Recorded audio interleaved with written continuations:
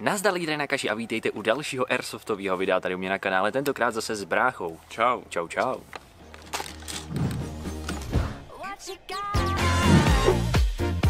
Tak a pokud jste neviděli předchozí díl, tak jako vždycky máte odkaz tady někde nad bráchovou hlavou. Každopádně, pokud jste viděli předchozí díl, kde jsem unboxoval 5 legendárních, velice dobře známých zbraní, tak ačkoliv velice dobře známí byly, tak já jsem tam udělal jednu takovou menší faktickou chybu, opravdu maličkatou, a to, že jsem se dopustil takového hříchu. Téhle z té zbraní, což je československá zbraň vzor 58, jsem řekl Kalašnikov. No a že je velký rozdíl, jsem se opravdu dozvěděl a dočetl v komentářích od vás a spousta z vás mi psalo, takže vážení přátelé, já jsem se rozhodl tuto svoji chybu napravit a dneska vám ukázat, jaký rozdíl opravdu je mezi vzorem 58 a AK-47.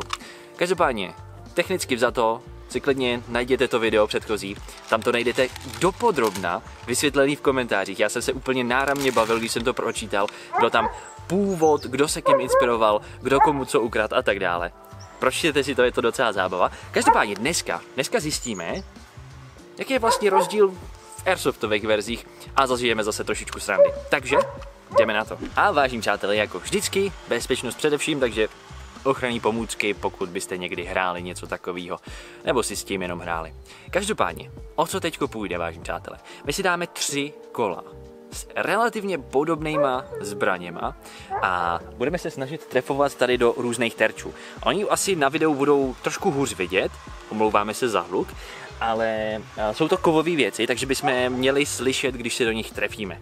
No a dáme si takovou soutěž mezi sebou a vždycky, aby to bylo spravedlivý, tak si ty zbraně vylosujeme a chtěl jsem říct, možná prohodíme, ale víš ty co?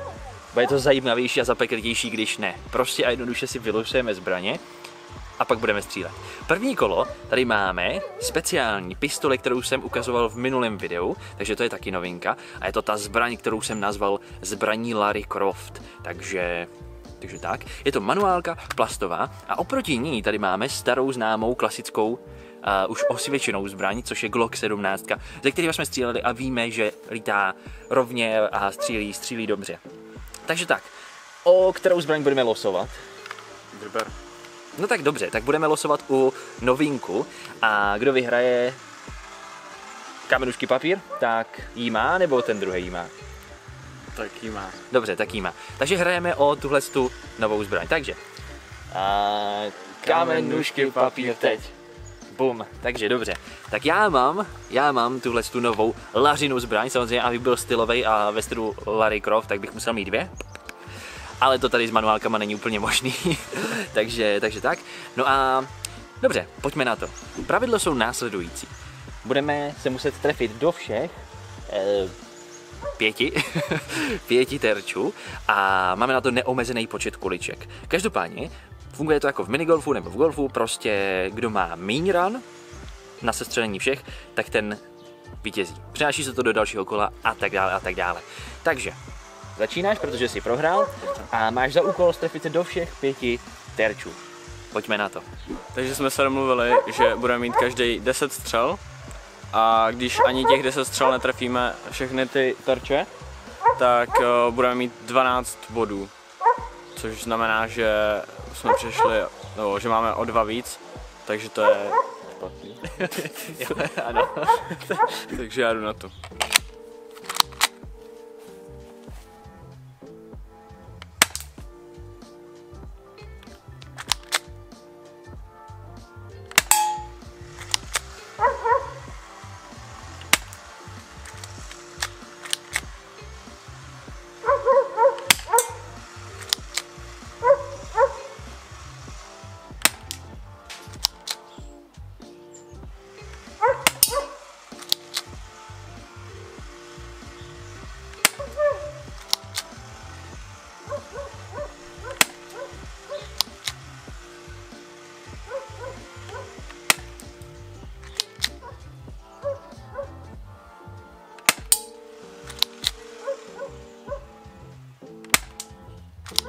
Ok, vážení přátelé, to byl dobrý pokus, trefil 4, ale bohužel tu 5. ne, takže 12, no, začíná mi docházet, že jsme si to na sebe udělali docela těžký. Ono se to asi nezdá a ty terče jsou tady takovýhle pidi docela v dálce a tyhle ty pistole nejsou úplně až tak moc přesný.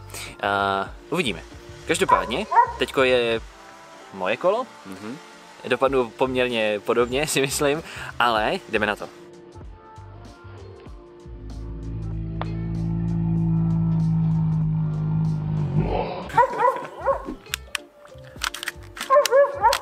Ježišmarja.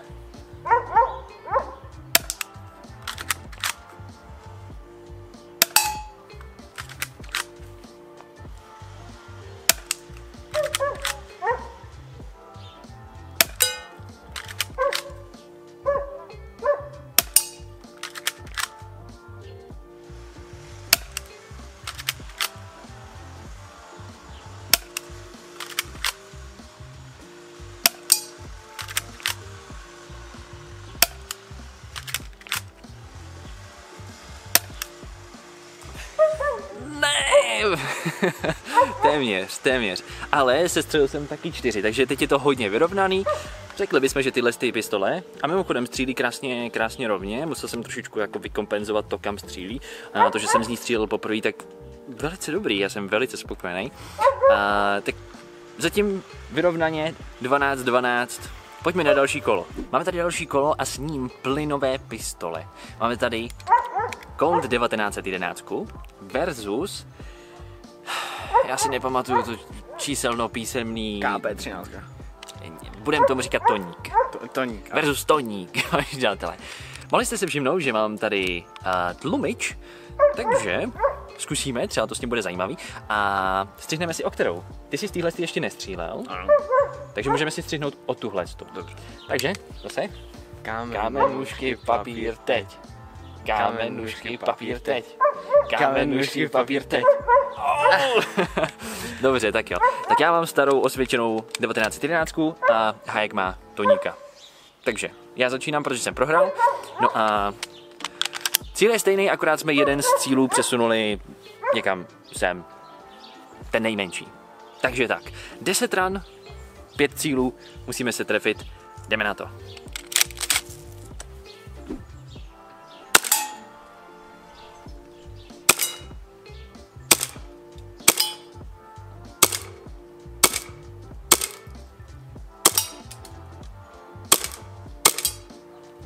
Yes.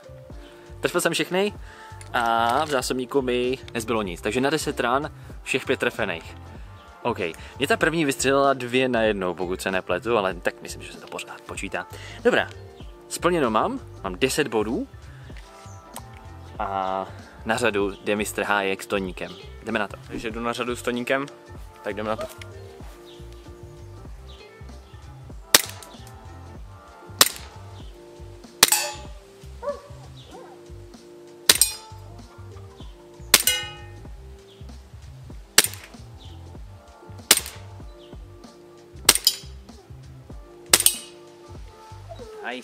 Nice. Kdy zásobník? 0. Vy jsme ve všem stejný, vážní přátelé. Jsme skoro jako, kdyby jsme byli bratři.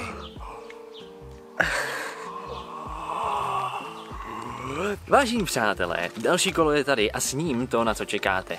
AK-47 versus Vzor 58. Jedno má větší číslo, druhý má větší slávu možná trošičku, ale to nevadí. Obě zbraně jsou legendární, no a my jsme tady dneska od toho, aby jsme zjistili, která z nich si povede líp v našem testu. Zatím je to velice vyrovnaný a zase rozhodne, o kterou budeme soupeřit. Víte co, já mám tuhle nově půjčenou do videa, takže jakožto novinku bychom si mohli zahrát o tuhle a jinak nutno připomenout, že tohle je elektrika, tam to je manuálka. Takže uvidíme. Takže, hraje se o tohleto. Kámen, nůžky, papír, teď. Dobře, ale já rád přijmu tady svoji hanbu a budu střílet se Vzorem 58. Velice rád, vážení přátelé. Každopádně, já jsem prohrál, takže střílím první. No a pojďme na to, zase 5 terčů. Co víc si přát. OK, vážení přátelé, československý Vzor 58. Jdeme na to.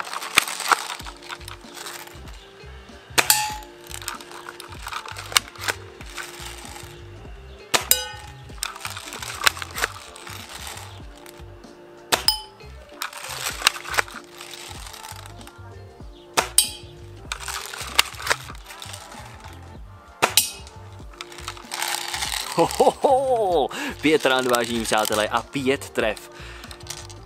Co víc k tomu říct, prostě československá kvalita, že ano. Uvidíme, jak si k tomu postaví nějaký zahraniční takový tydít.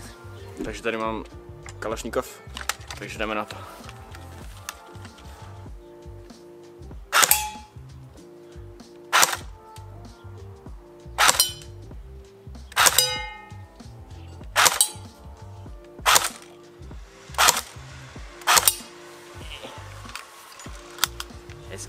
Hezké, moc hezké, vážení přátelé. Takže tady vidíte, že Československo porazilo v této soutěži AK-47. Měli jste pravdu, je to o něčem úplně jiným. Omlouvám se vám, že jsem tyto dvě zbraně srovnal, vážení přátelé. Ale pozor, to není konec. Sice jsem bodově vyhrál já, ale, máme tady ještě jedno speciální kolo, takzvané rozstřelové. A o co půjde? Půjde o to, že jsme si prohodili tyhle zbraně a budeme soutěžit, budeme se střídavě snažit strefit cíl. A cíl je zároveň i hlavní výhrou, vážení přátelé. Je to tohleto ultimátní nočovo zlaté jablíčko. Věřte tomu nebo ne. Je to tak. No a to jablíčko umístíme...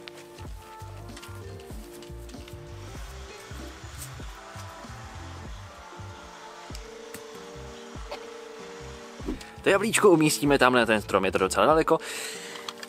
A půjde o to, máme každý 5 ran, kdo se trefí víckrát. Bude to těžký, je malý a je daleko, ale myslím si, že to zvládneme. Tak je, vážení přátelé, a vzhledem k tomu, že ty si prohrál rozstřel, tak začínáš, střílíš jako první.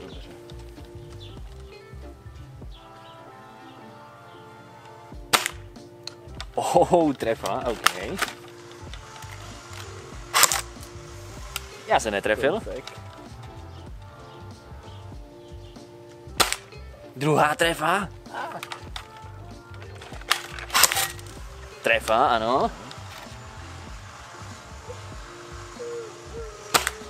Třetí trefa. To není možný, tahle zbraň prostě nemine. Já se netrefil. Střílíš.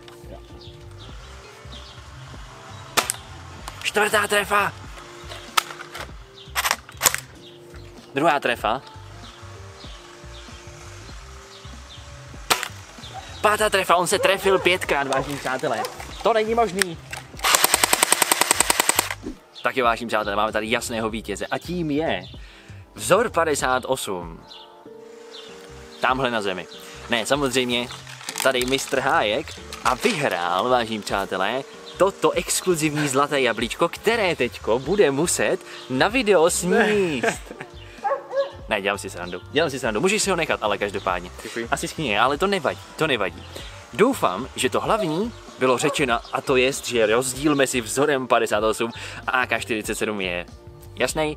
Pro samozřejmě očividný technický specifikace a tak dále, tak si to někde vygooglete. Dneska šlo jenom o tohle video.